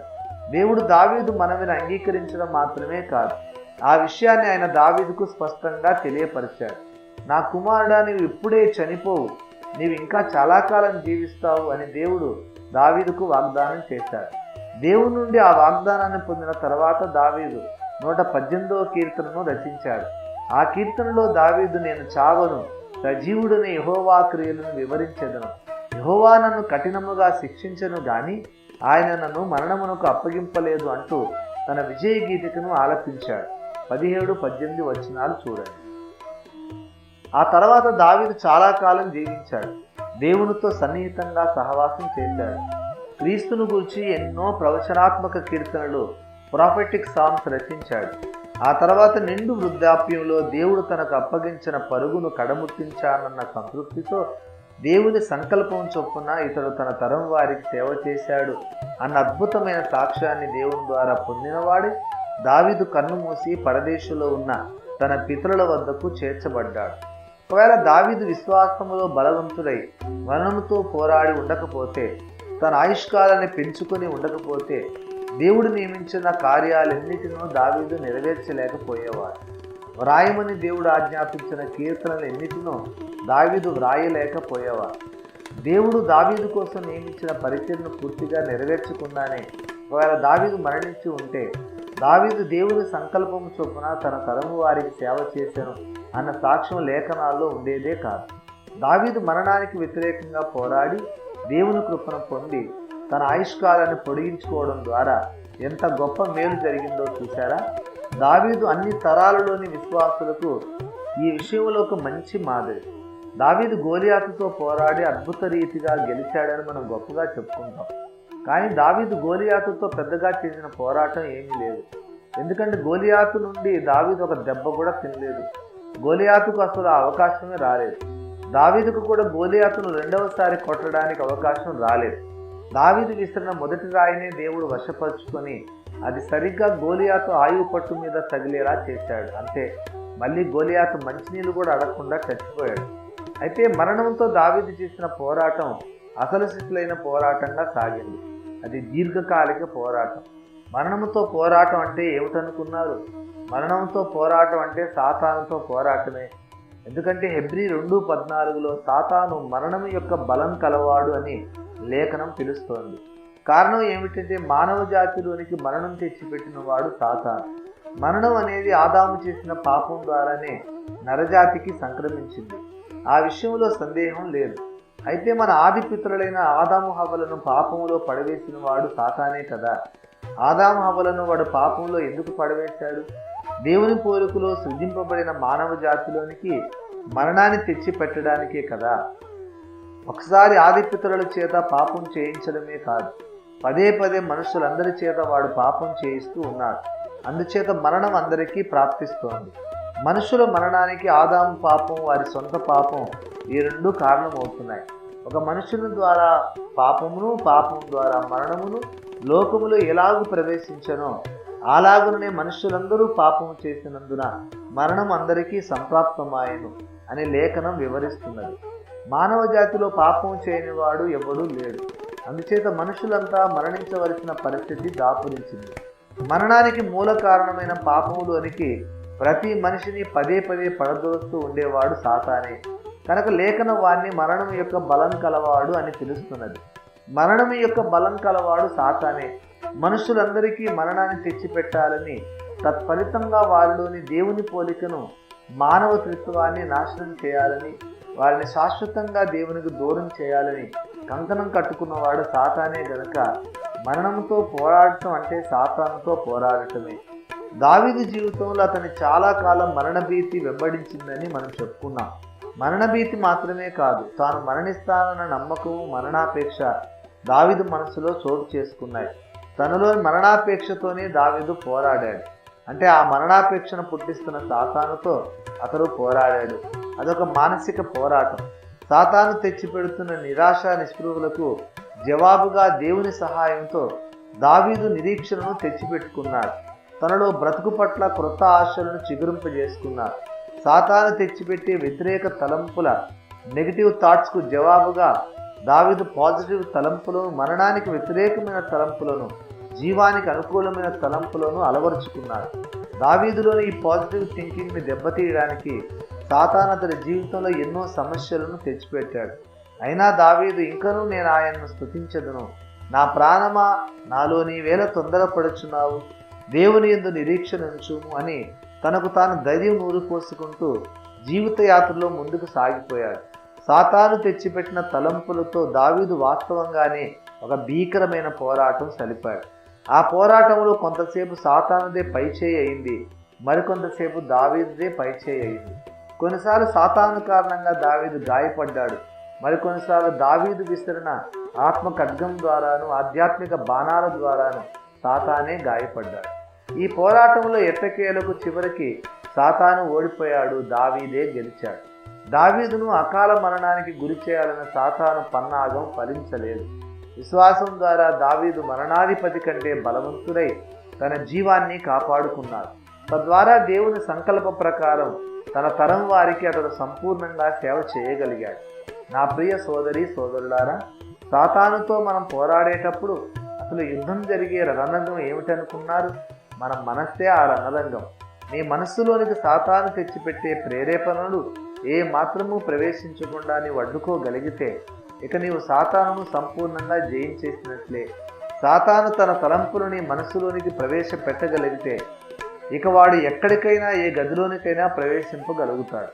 నీకు ఎంత నష్టాన్ని తెచ్చిపెట్టగలుగుతాడు. తుదకు నీకు మరణాన్ని కూడా వాడు తెచ్చిపెట్టగలడు. కేవలం మరణాన్ని మాత్రమే కాదు, నీ జీవితంలోని ఏ నష్టాన్నైనా ఏ కీడునైనా సాతాను నీ మనసు ద్వారానే తెచ్చిపెడతాడు. సాతాను నీ జీవితంలోనికి ఏ కీడును తెచ్చిపెట్టాలనుకున్నా మొదట నిన్ను మానసికంగా ఒప్పిస్తాడు. నిన్ను మొదట మానసికంగా ఒప్పించకుండా వాడు నీ జీవితంలో ఏ కార్యము చేయజాలడు. నీవు మానసికంగా అంగీకరిస్తేనే నీ జీవితంలోనికి ఏ కీడైనా వస్తుంది. నేను బలహీనుడిని అని నీవు అనుకుంటే నీవు నిజంగా బలహీనుడు అవుతావు. నాకేదో రోగం వచ్చేలా ఉంది అని నీవు అనుకుంటే తప్పకుండా నీకు రోగం వస్తుంది. నా జీవిత పోరాటంలో నేను ఓడిపోతున్నాను అని నీవు అనుకుంటే తప్పకుండా అలాగే ఓడిపోతావు. అందుకే సాతాను తెచ్చిపెట్టే వ్యతిరేక ఆలోచనలకు, నెగిటివ్ థాట్స్కు వ్యతిరేకంగా మనం నిరంతరం పోరాడుతూనే ఉండాలి. మరి ప్రత్యేకంగా మరణానికి వచ్చిన ఆలోచనలు మన మనస్సులోనికి వచ్చినప్పుడు మనం బహు జాగ్రత్తగా వ్యవహరించాలి. మరణం అనే అంశం మనస్సుకు తట్టగానే మనం అతిగా ఉలికిపడనక్కర్లేదు, భయపడనక్కర్లేదు. ఒక సత్క్రైస్తవుడి మరణం అంటే భయం ఉండదు. సత్క్రైస్తవుడు ఎప్పుడూ చావైతే నాకు లాభం అనుకుంటాడు. మనం యేసు రక్తంలో కడగబడ్డాం. మనం జన్మకర్మ పాపాలు క్షమించబడ్డాయి. జన్మ పాపం నుండి కర్మ పాపం నుండి మనం విడిపించబడ్డాం. క్రీస్తు రక్తం ద్వారా దేవునితో సమాధాన పడ్డాం. కనుక ఇక మనం నరకానికి వెళ్ళే ప్రశ్నే తలెత్తదు. మనం నరకానికి వెళ్ళడానికి అవకాశమే లేదు. ఈ లోకం నుండి మనం వెళ్ళడం అంటూ జరిగితే తప్పకుండా పరదేశికే వెళతాం. అక్కడ ప్రభువైన యేసుని ముఖాముఖి చూస్తూ ఆయన సన్నిధిలో అత్యంత సంతృప్తికరమైన విశ్రాంతిని పొందుతాం. మరి అలాంటప్పుడు ఇంకా మరణం అంటే మనం ఎందుకు భయపడాలి? రక్షింపబడిన వారెవరూ మరణం అంటే భయపడనక్కర్లేదు. మరణం అనేది నిస్సందేహంగా ఒక సత్క్రైస్తవుడికి లాభదాయకమే. అయితే మరణం లాభకరం అయినంత మాత్రాన క్రైస్తవుడు మరణాన్ని కోరుకోవాలని రూల్ ఏమీ లేదు. వాస్తవానికి మరణం లాభకరం అయినా క్రైస్తవుడు మరణాన్ని కోరుకోకూడదు అనే రూలు ఉంది. ఎందుకంటే క్రైస్తవుడికి తన సొంత లాభం కంటే తన యజమానుని లాభం కలగడమే ముఖ్యం. తన స్వకార్యం కంటే స్వామి కార్యమే ముఖ్యం. తాను సుఖపడడం కంటే తనను అపారమైన క్రయధనం ఇచ్చి కొనుక్కున్న యజమానుని మహిమపరచడమే ముఖ్యం. ఒక నిజమైన దేవభక్తునికి ప్రాధాన్యతా క్రమములో తన సొంత ప్రయోజనం ఎప్పుడు రెండవ స్థానాన్ని ఆక్రమిస్తుంది. అందుచేత క్రైస్తవుడికి ఈ లోకంలో జీవించడం కాస్త కష్టంగా బాధగానే ఉంటూ ఉన్నప్పటికీ దేవుని కార్యాల కోసం దేవుని చేతిలో తానొక సాధనంగా ఉపయోగపడే నిమిత్తం ఈ భూమి మీద మరికొంతకాలం బ్రతకడానికే అతడు ఇష్టపడతాడు. ఫిలిప్పీ పత్రిక 1వ అధ్యాయంలో పౌలు ప్రదర్శించిన మానసిక పరిపక్వత ఇదే. మనము ఇలాంటి మానసిక పరిపక్వతను సాధించి మరణాపేక్షను జయించాలి. మరణాపేక్ష స్థానే జీవితేచ్ఛను అలవర్చుకోవాలి. ప్రభు, నేను నీ కోసం బ్రతుకుతాను, నన్ను బ్రతికించు, నాకు దీర్ఘాయుషు ప్రసాదించు అని ప్రార్థించాలి. అలా జీవితేచ్ఛను పెంచుకొని ప్రార్థించే విశ్వాసులకు తప్పక దేవుడు దీర్ఘాయుషును ప్రసాదిస్తాడు. ఏదో ఒకటి ముందుగా నేను కొంత ఆయుష్కాలాన్ని నియమించడం అంటూ జరిగిపోయింది కనుక 600 నా నిర్ణయం నెరవేరాల్సిందే అని దేవుడు మంకుపట్టు పట్టడు. మన మేలు కోసం దేవుడు తాను ప్రకటించిన నిర్ణయాలు మార్చుకోవలసి వస్తే సంతోషిస్తాడు. ఆయన మూర్ఖచిత్తుడైన రాజు కాడు, ఆయన ఒక ప్రేమగల తండ్రి. దేవుడు మనకంటూ కొంత ఆయుష్కాలాన్ని నిర్ణయించి నియమించి ఉండవచ్చు. అంత మాత్రాన 600 సరే ఆ సమయానికే మనం చనిపోవాలని దేవునికి పట్టింపేమీ ఉండదు. మనం తగిన విధంగా జీవిస్తే విశ్వాసములో బలవంతులమై దేవుని వాగ్దానాలను స్వతంత్రించుకొని తగిన విధంగా ప్రార్థిస్తే దేవుడు తప్పకుండా మన ఆయుష్కాలాన్ని పొడిగిస్తాడు. హిజ్కియా ఉదంతం ఈ సత్యానికి చక్కని తార్కాణం. హిజ్కియా భక్తుడు మరణించబోతున్నాడని సాక్షాత్తు దేవుడే తన ప్రవక్త ద్వారా అతనికి బయలుపరిచాడు. ఆ తర్వాత తిరిగి ఆ భక్తుని ప్రార్థనకు జవాబుగా దేవుడు అతని ఆయుష్కాలాన్ని పెంచాడు. ఆ సంఘటనను పరిశోధించి చూస్తే మనకు ఒక ఆసక్తికరమైన విషయం బయలుపడుతుంది. ఆ దినంలో హిజ్కియాకు మరణకరమైన రోగము కలుగుగా ఆమోజు కుమారుడును ప్రవక్తయునైన యెషయా అతని వద్దకు వచ్చి, నీవు మరణము వచ్చున్నావు, బ్రతుకవు గనుక నీవు నీ ఇల్లు చక్కబెట్టుకొనని యెహోవా సెలవిచ్చుచున్నాడని చెప్పగా అని లేఖనం పలుకుతున్నది. హిజ్కియా చనిపోతాడని దేవుడు ఎందుకు తెలియజేస్తున్నాడు? ఆ సమయంలో హిజ్కియా చనిపోవలసిన పరిస్థితి ఎందుకు ఏర్పడింది? మరణకరమైన రోగం వచ్చింది గనుక అని చెప్పడం చొప్పదంటూ జవాబు అవుతుంది. రోగం వచ్చింది గనక చనిపోవలసి రావడం కాదు. అతను చనిపోవలసిన సమయం వచ్చింది గనక అతనికి మరణకరమైన రోగం వచ్చింది. ఎందుకు రోగమో ఏదో ఒకటి వచ్చి హిజ్కియా ఆ దినాలలో ఒక దినాన తప్పకుండా చనిపోవలసిన అవసరం ఎందుకు ఏర్పడింది? హిజ్కియా ఏమైనా తప్పు చేసినందుకు దేవుడు అతనికి మరణశిక్ష విధించాడా? యూదా పెద్ద కుమారుడైన ఏరుకు వాడి తమ్ముడైన ఓనానుకు విధించినట్లు దేవుడు హిజ్కియాకు మరణదండన విధించాడా? కాదు. అలా మీరు కలలో కూడా అనుకోకండి. మరణకరమైన రోగం రాకమునుపు హిజ్కియా తప్పులేమీ చేయలేదు. హిజ్కియా చేసిన తప్పులన్నీ తన ఆయుష్కాలం పొడిగించబడిన తర్వాతే తనకు దేవుడు అనుగ్రహించిన ఎక్స్ట్రా ఆయుష్కాలంలోనే చేశాడు. మరణకరమైన ఆ వ్యాధి రాకమునుపు హిజ్కియా చాలా యథార్థవంతుడుగా, దేవుని యందు భయము భక్తి కలిగిన వాడుగా జీవించాడు. హిజ్కియా తన శక్తి మేరకు ఎంత పవిత్రంగా, ఎంత యోగ్యంగా జీవించాడు అంటే, తాను జీవించిన జీవితాన్ని గురించి సాక్షాత్తు దేవునికే గుర్తు చేస్తూ ప్రార్థన చేయగలిగాడు. 2వ రాజులు 20వ అధ్యాయంలో హిజ్కియా చేసిన ప్రార్థనను గమనించండి. అతను తన ముఖము గోడ తట్టు తిప్పుకొని, యెహోవా యథార్థ హృదయుడనై సత్యముతో నీ సన్నిధిని నేనెట్లు నడుచుకుంటునో, నీ దృష్టికి అనుకూలముగా సమస్తమును నేనెట్లు జరిగించుతునో కృపతో జ్ఞాపకం చేసుకొనుము అని హిజ్కియా కన్నీళ్లు విడుచుచు యెహోవాను ప్రార్థించును అని లేఖనం సాక్ష్యమిస్తున్నది. ఆ ప్రార్థనకు దేవుడు ఏమని సమాధానం ఇచ్చాడో తెలుసా? నీవు కన్నీళ్లు విడిచట చూచితిని, నీ ప్రార్థన నేను అంగీకరించి ఉన్నాను అని దేవుడు హిజ్కియాకు ఉత్తరం ఇచ్చాడు. ఆ మాటలు మీరు గమనించారా? హిజ్కియా నీ ప్రార్థన నేను అంగీకరించాను అంటున్నాడు దేవుడు. అంటే హిజ్కియా ప్రార్థనలో దేవునికి అభ్యంతరకరమైనది ఏదీ లేదన్నమాట. హిజ్కియా పలికిన మాటలన్నిటితో దేవుడు ఏకీభవిస్తున్నాడన్నమాట. హిజ్కియా కోరింది అతడికి అనుగ్రహించడానికి దేవుడు ఇష్టపడుతున్నాడన్నమాట. మరికొంతకాలం బ్రతకాలని హిజ్కియా కోరుకున్నాడు.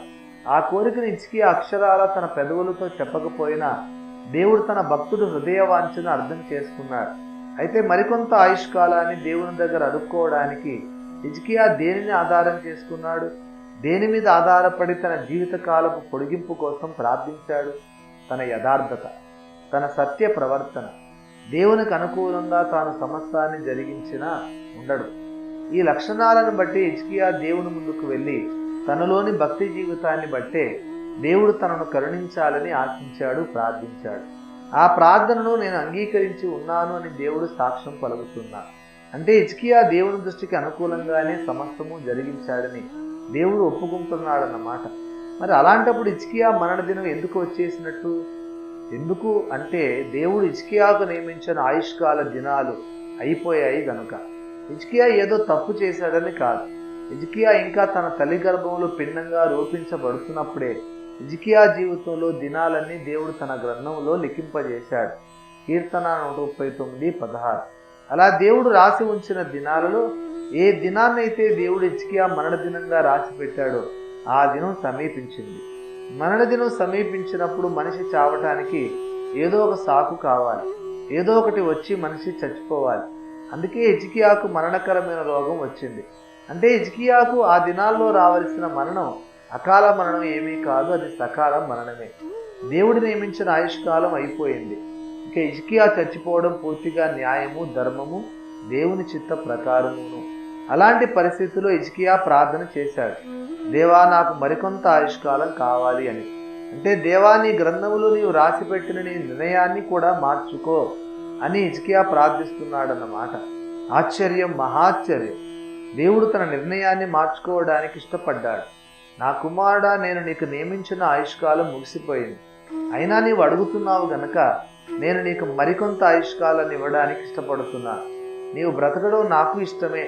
మరో 15 సంవత్సరాలు అదనంగా బ్రతకడానికి నేను నిన్ను అనుమతిస్తున్నాను. అది దేవుని జవాబు. ఎంత అద్భుతమైన విషయం ఇది! సర్వశక్తి గల దేవుడు తన నిర్ణయాన్ని అమలు చేయాలని మొండిపట్టు పట్టకపోవడం, తన భక్తుల ప్రార్థనకు జవాబుగా తన నిర్ణయాన్ని మార్చుకోవడం నిజంగా దేవుని వ్యక్తితో ఎంత సుందరమైనది. సాధారణంగా మనుషులే తమ నిర్ణయాన్ని మార్చుకోవడానికి ఇష్టపడరు. మొండిగా మూర్ఖంగా పట్టుపట్టి తమ పంతాన్ని నెరవేర్చుకుంటారు. అలాంటప్పుడు ఆ మహాదేవుడు తన నిర్ణయాన్ని మార్చుకోవలసిన అవసరం ఏమిటి? ఆయన మీద ఒత్తిడి తీసుకురాగల వారెవరు? దేవుణ్ణి ఎవరు ఒత్తిడి చేయలేరు. ఆయన తలుచుకుంటే తన సంకల్పాన్ని ఎలాగైనా నెరవేర్చుకుంటాడు. ఈ విశ్వములోని శక్తులన్నీ ఏకీభవించి పోరాడినా దేవుణ్ణి అడ్డుకోలేవు. అయినా తాను సృష్టించిన ఒక మానవుడి ప్రార్థనను గౌరవించి దేవుడు తాను ముందుగా ప్రకటించిన తన నిర్ణయాన్ని మార్చుకున్నాడు. దేవునికి తన బిడ్డల పట్ల ఉన్న ప్రేమ ఎంత గొప్పదో ఇందులో కనబడుతుంది. అందుచేత మనం అంశములో ఇంకా ముందుకు వెళ్ళక మునుపు ఒక విషయాన్ని మనం స్పష్టంగా తెలుసుకుందాం. తొందరగా చచ్చిపోవాలనుకోవడం ఉత్తమ భక్తి ఏమీ కాదు.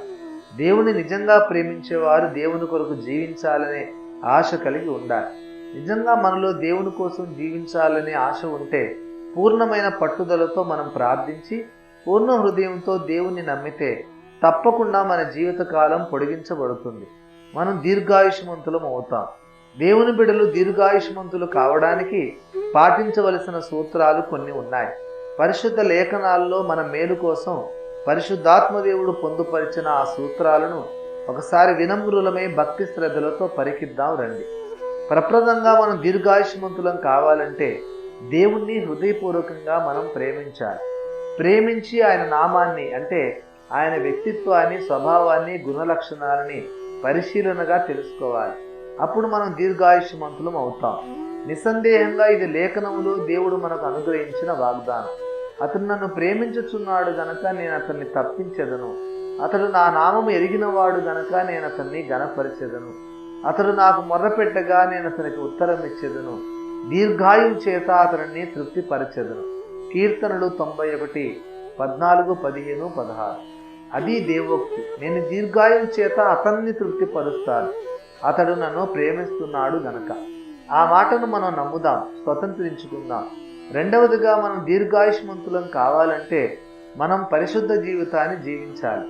అవును, పరిశుద్ధతలోనే ఆరోగ్యం ఉంది, పరిశుద్ధతలోనే మనశ్శాంతి ఉంది, పరిశుద్ధతలోనే సంతోషం ఉంది. పాపము ద్వారా వ్యాధి సంభవిస్తుంది. కీర్తన 38, 3, 4 వచనాలు.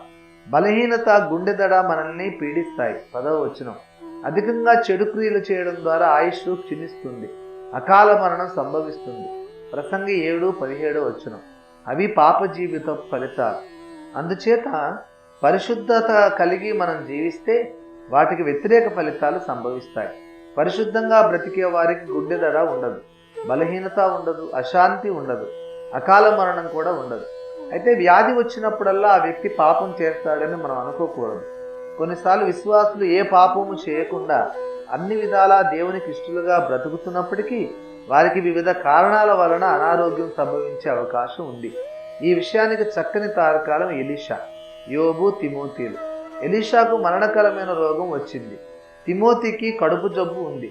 యోబుకు దారుణమైన చర్మ రోగం వచ్చింది. అయితే ఆ భక్తులు ఏ తప్పు చేయలేదని మనకు తెలుసు. బ్రతకగోరు వాడెవడైనా ఉన్నాడా? మేలు నొందుచు అనేక దినములు బ్రతకగోరు వాడెవడైనా ఉన్నాడా? కీడు చేయుట మాని మేలు చేయము. అది దేవుని వాక్కు. పరిశుద్ధంగా బ్రతుకుదాం, చాలా కాలం బ్రతుకుదాం. ఇకపోతే 3వ సూత్రం, దీర్ఘాయుష్ను వరంగా దేవుని నుండి మనం కోరుకోవడానికి మనకు హక్కు, అధికారం కలగాలంటే బ్రతకడానికి మనకు ఒక మంచి కారణం ఉండాలి, బలమైన కారణం ఉండాలి, దేవునికి నచ్చే కారణం ఉండాలి, దేవునికి మహిమకరమైన కారణం ఉండాలి. నా సొంత తల్లి అనుభవం మీ దృష్టికి తెస్తారు. నేను పుట్టిన తర్వాత కొన్నాళ్ళకే దేవుడు మా అమ్మగారిని ఆమె మరణదినం సమీపించిందని తెలియజేశాడు. నేను నిన్ను నా సన్నిధికి పిలుచుకోబోతున్నాను, నీ ఆయుష్కాలం ముగిసింది, సిద్ధపడు అని దేవుడు ఆమెతో మాట్లాడాడు. అప్పుడు మా అమ్మగారు, ప్రభు, ఈ లోకాన్ని విడిచి నీ దగ్గరికి రావడం నాకు సంతోషకరమే, కానీ ఎన్నో ఏళ్ల ప్రార్థనకు జవాబుగా నీవు నాకు అనుగ్రహించిన ఈ కుమారుడు తన పనులు తాను చేసుకునేంత పెద్దవాడయ్యే వారికైనా నన్ను బ్రతికించు తండ్రి. పైపెచ్చు వాణ్ణి నీ సేవ కొరకు సమర్పిస్తానని నీకు మొక్కుకున్నాను కదా. వాడు నీ కోసం బ్రతకాలంటే వాడికి బాల్యములోనే భక్తి నేర్పించాలి కదా. వాడి బ్రతుక్కి మంచి పునాదులు వేయడానికైనా నాకు సమయం కావాలి అని ప్రార్థించారట. దేవునికి ఆమె ఉద్దేశం నచ్చింది. ఆమె ప్రార్థన దేవునికి అంగీకృతమైంది. నా బిడ్డ హిజ్కియాకు అనుగ్రహించినట్లు నీకు ఆయుష్కాలాన్ని పొడిగించి అనుగ్రహిస్తున్నాను అని దేవుడు జవాబిచ్చాడు. ఆమె కూడా తన మాట నిలబెట్టుకున్నది. ఆమె ఉపదేశం కారణంగా నేను 6 సంవత్సరముల ప్రాయంలో ప్రభువుని నా హృదయంలో చేర్చుకున్నాను. 10 సంవత్సరాల ప్రాయంలోనే పరిశుద్ధాత్మతో నింపబడ్డా. ఆ తర్వాత నేను 12 సంవత్సరాల వయసులో ఉండగా ప్రభు ఆమెను మళ్ళీ పిలిచాడు. ఈసారి ఆమె అడ్డు చెప్పకుండా సంతోషంగా సంపూర్ణ తృప్తితో ప్రభు దగ్గరికి వెళ్ళిపోయింది. హాస్పిటల్కి వెళదాం, ప్రత్యేక ప్రార్థనలు చేద్దాం, నీవెలాగైనా బ్రతకాలి అని మా మామయ్యలు సంఘ పెద్దలు అంటుంటే మా అమ్మ అన్న మాటలు నాకు ఇంకా బాగా జ్ఞాపకం ఉన్నాయి. ఆయుష్కాలం పెంచమని ఇంకెన్నిసార్లు దేవుణ్ణి అడగాలన్నయ్య? అలా అడగడానికైనా ఓ అర్థం పర్థం ఉండొద్దు. బాబు పుట్టినప్పుడే దేవుడు నన్ను పిలుచుకుంటానంటే బాబును నీ కోసం పెంచాలి ప్రభువా, నాకు కాస్త టైం ఇవ్వు అని ఆనాడు ప్రార్థన చేశారు. అప్పుడు దేవుడు నా ప్రార్థన ఆలకించాడు. ఇది మళ్ళీ ఏమని అడగను? నా కుమారుడు ఇప్పుడు దేవుని బిడ్డ అయ్యాడు, తన పనులు తను చేసుకుంటున్నాడు. మళ్ళీ ఇప్పుడు ఏ సాకు చూపించి నేను మరికొంత ఆయుష్కాలాన్ని ఇమ్మని దేవుణ్ణి అడగగలను? నాకిప్పుడు ఏ చింత లేదు. మళ్ళీ రెండవసారి నేను ప్రభు చిత్తాన్ని ఎదిరించలేదు. నన్ను దేవుని దగ్గరికి వెళ్ళనీయండి అని మా అమ్మ జవాబిస్తూ ఉంటే నేను ఆమె పడుకున్న మంచం పక్కనే నిలబడి ఉన్నాను. దేవుడు మన ప్రార్థనను ఆలకిస్తాడు, మన హృదయ వాంఛలను నెరవేరుస్తాడు నిజమే. కానీ మనం కోరే అర్థం పర్థం లేని గొంతెమ్మ కోరికలని తీరుస్తాడని బైబిల్ ఎక్కడా వాగ్దానం చేయటం లేదు. మన కోరికలకు ఒక పరమార్థం అనేది ఉండాలి. ఆ కోరికలు దేవుని మహిమపరచడానికి ఉద్దేశించినవై ఉండాలి. అప్పుడు మాత్రం జవాబు గ్యారంటీగా వస్తుంది. ఈ సత్యం ఆయుష్కాలపు పొడిగింపు కోసం ప్రార్థించే వారికి కూడా వర్తిస్తుంది. అదేవిధంగా దావీదు భక్తుడు కూడా తనను మరణం నుండి రక్షించమని మొరపెట్టుకున్నాడు. మరికొంత అదనపు ఆయుష్కాలాన్ని ఇమ్మని దేవుణ్ణి అడిగాడు. అలా అడగడం తాను మరికొంత శరీర సుఖాలను అనుభవించడానికి కాదు, మరికొన్ని రాజ్యాలు జయించి తన సామ్రాజ్యాన్ని విస్తరింపజేసుకోవాలనే కాంక్షతో కాదు, ఇంకా ఏదో చేయాలని, ఏదో చూడాలని, ఏదో అనుభవించాలని, ఏదో సంపాదించుకోవాలని కాదు. దావీదు దీర్ఘదర్శి అయి ఉండేను అని లేఖనం సెలవిస్తోంది. అపోస్తుల కార్యములు 2:30. అంతేకాదు దావీదు తన తరము వారికి ఒక ప్రత్యేకమైన సేవను చేయాలని దేవుడు సంకల్పించాడు. ఈ విషయం మనకు అపోస్తుల కార్యములు 13:35 బట్టి తేట తెల్లం అవుతుంది. అందుచేత దావీదు దేవుని మనస్సును ఎరిగిన వాడు గనక దేవుని చిత్తాన్ని జరిగించడం కోసమే తనకు మరికాస్త అదనపు ఆయుష్కాలం కావాలని దేవుని ప్రార్థించాడు.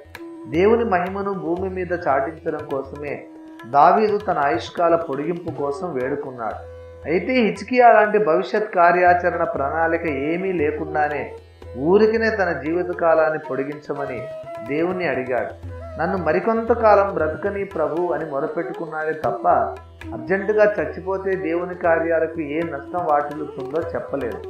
ఎలాంటి లాజిక్కు లేకుండా, సమంజసమైన కారణం ఏమీ లేకుండానే రాజైన హిజ్కియా తనను మరికొంతకాలం బ్రతకనిమ్మని దేవునికి మొరపెట్టుకున్నాడు. అందుకే హిజ్కియాకు దేవుడిచ్చిన అదనపు జీవితకాలం గొప్ప కీడుకు కారణమైంది. దేవుడు పొడిగించి ఇచ్చిన ఆయుష్కాలంలో హిజ్కియా చేసిన పొరపాటును బట్టే ఆ తర్వాత దినాల్లో యెరూషలేము ధ్వంసమైంది. యూదారాజ్య సంపద అంతా బబులోను రాజు చేత కొల్లగొట్టబడింది. యూదా రాజవంశీకులైన యవనస్తులు బబులోను రాజ్యానికి దాసులుగా చెరగొని పోబడ్డారు. 2వ రాజులు 20:12-18. దేవుని ప్రజలకు, దేవుని పట్టణానికి ఇంత నాశనాన్ని తెచ్చిపెట్టే బదులు దేవుడు పిలిచినప్పుడే హిజ్కియా తన ఇల్లు చక్కబెట్టుకుని సిద్ధపడి సంతోషంగా దేవుని సన్నిధికి వెళ్ళిపోయి ఉంటే ఎంత బాగుండేది. అందుకే అనవసరంగా ఆయుష్కాలాన్ని పొడిగించుకోవడానికి ప్రార్థనలు చేసే కంటే ఈ భూమి మీద మనకు పనేమీ లేనప్పుడు దేవుని పిలుపుకు లోబడి వెళ్ళిపోవడం మంచిది.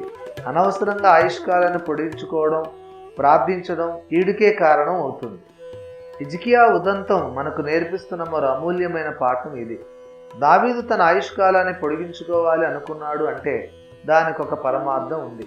అతని కోరిక వెనుక, ప్రార్థన వెనుక మహోన్నతమైన ఉద్దేశం ఉంది. నేను చావను, సజీవుడనే యెహోవా క్రియలు వివరించేదును అని తన ప్రణాళికను ప్రకటించాడు దావీదు. కీర్తన 118:17. ఇంకా కొంతకాలం బ్రతకాలని దావీదు కోరుకోవడం వెనుక ఉన్న ఉద్దేశం అది. తాను బ్రతికి దేవుని గొప్ప కార్యాలను అనేకులకు వివరించాలని దావీదు ఆశించాడు. అలాంటి ప్రణాళిక ఏదైనా మనకు ఉంటే దేవుడు తప్పకుండా మన ప్రార్థనను ఆలకించి మన ఆయుష్ను పెంచుతాడు. ఇంతవరకు చెప్పిన సూత్రాలు ఇవి. ఒకటి, దేవుణ్ణి ప్రేమించి ఆయన వ్యక్తిత్వాన్ని అర్థం చేసుకోవాలి. 2, పరిశుద్ధంగా జీవించాలి, పాపానికి దూరంగా పారిపోవాలి. 3, మన జీవితంలో దేవుని మహిమపరచడమే మన ధ్యేయం అయి ఉండాలి. ఆ తర్వాత 4వదిగా పై చెప్పిన 3 లక్షణాలు మనం కలిగి ఉంటే మన ఆయుష్కాలాన్ని పెంచడం దేవుని చిత్తం అని నమ్మాలి, అది సాధ్యం అని నమ్మాలి. 5వది పరిపూర్ణమైన పట్టుదలతో ప్రార్థన చేయాలి. 6వది జీవ మరణములు మనం బ్రతకడం లేక చావడం నాలుక వశం. సామెతలు 18:21 అనే లేఖనం సెలవిస్తున్నది. అందుచేత మన నాలుకతో మాటి మాటికి నేను చచ్చిపోతాను అంటూ మాట్లాడకూడదు. మన నాలుక చాలా శక్తివంతమైనది. విశ్వాసి ఏం మాట్లాడితే దేవుడు దాన్ని నెరవేరుస్తాడు. నీవు నాలుకతో బ్రతుకుతాను అని పదే పదే అంటే నిజంగానే బ్రతుకుతావు. దానికి వ్యతిరేకంగా ఊరికే చచ్చిపోతాను అని అంటూ ఉంటే నిజంగానే చచ్చిపోతావు. జీవము మరణము నాలుక వశంలో ఉన్నాయి అని లేఖనం చెబుతున్న మాటకు అర్థం ఇదే. ప్రార్థన చేసి అసాధ్యాలను దేవుని నుండి సాధించుకోవడం, నాలుకను నిర్మాణాత్మకంగా ఉపయోగించడం అనే అంశాలపై మరో సవిస్తర గ్రంథమే అవసరం అవుతుంది. అందుచేత ఆ విషయాలు నేను ఇక్కడ వివరించడం లేదు. నీవు ప్రార్థన చేసి నీ ఆయుష్కాలకు పొడిగింపును పొందినా నీ వ్యతిరేక ఆలోచనలు, వ్యతిరేక సంభాషణలు, negative thoughts and negative talk ఆ పొడిగింపును క్యాన్సిల్ చేస్తాయి. కనుక జాగ్రత్త. పై 6 సూత్రాలు నీవు పాటించగలిగితే నీవు హంస వలె దీర్ఘాయుష్మంతుడు అవుతావు. యోబు 29:18. అకాల మృత్యువు గాని సకాల మృత్యువు గాని నీవు యవనములో ఉండగా నీ దరిదాపులకు రావు. తదాస్తు. దీర్ఘాయుష్మాన్ భవ. ఆమేన్.